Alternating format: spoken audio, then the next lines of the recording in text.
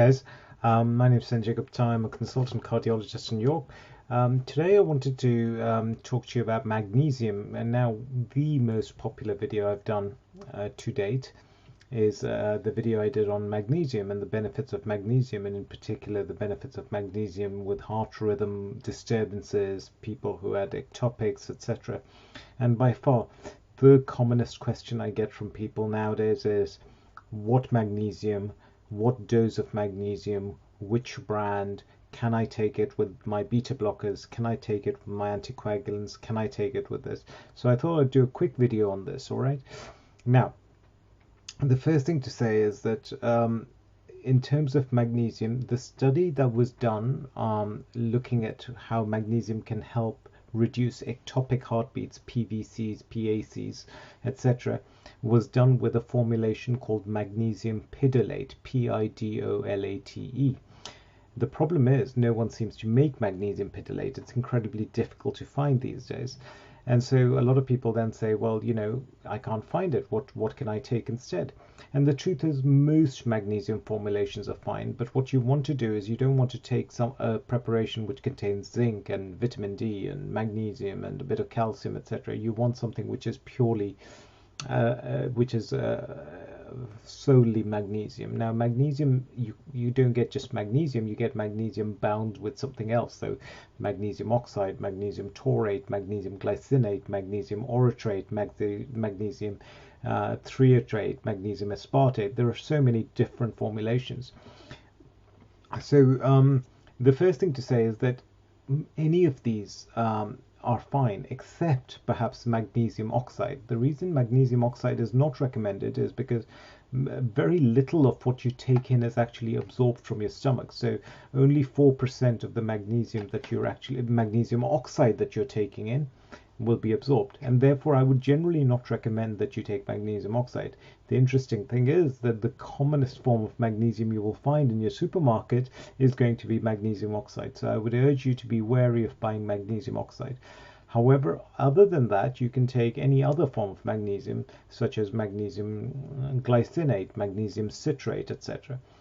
When I kept getting asked about which magnesium I recommend, there was no real science behind this. I just opted for one that I'd used in the past, which was magnesium taurate, and I'd used this in a few people, and they came back and they said they felt better. So I normally recommend magnesium taurate 125 milligrams twice a day. In the past I'd recommended a brand on Amazon called by Cardiovascular Research, but unfortunately there were some concerns. A lot of people said, look, you know, one, the prices are very high for this agent, and the second thing is that some people had read on an independent website that there were perhaps some concerns about this particular preparation, and then people said, well, what do you think? You know, what? And my point is this: you can choose any form of magnesium. You have to be comfortable with what you're taking, and of course I don't want people to be out of pocket and spend an exorbitant amount on that particular preparation when you can get something cheaper. So nowadays I just say try magnesium citrate 200 milligrams a day, which you can buy from a health food shop. In the UK we have Holland and Barrett, and a lot of people can get magnesium citrate 200 milligrams daily from Holland and Barrett. Now there are some people who say, look, these are big tablets and I find it difficult to swallow them. Well, you can break open the capsule and just put the powder and drink the powder with a bit of water. That's one option. But you can also get these sachets of magnesium called magnesium aspartate, and these are sachets that can actually, you know, it's a powder that you can mix in with your water and drink it, and that's another way of doing it. In terms of side effects, the big problem is that magnesium can cause a runny stomach, particularly magnesium oxide. If you have a particularly sensitive stomach and you don't like the kind of loose stools that magnesium can cause, then you could try magnesium glycinate, which is considered one of the most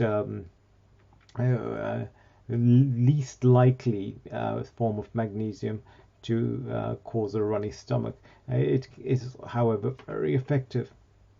For those people who can't tolerate oral magnesium full stop, then you can obviously try magnesium oil, and that can work as well.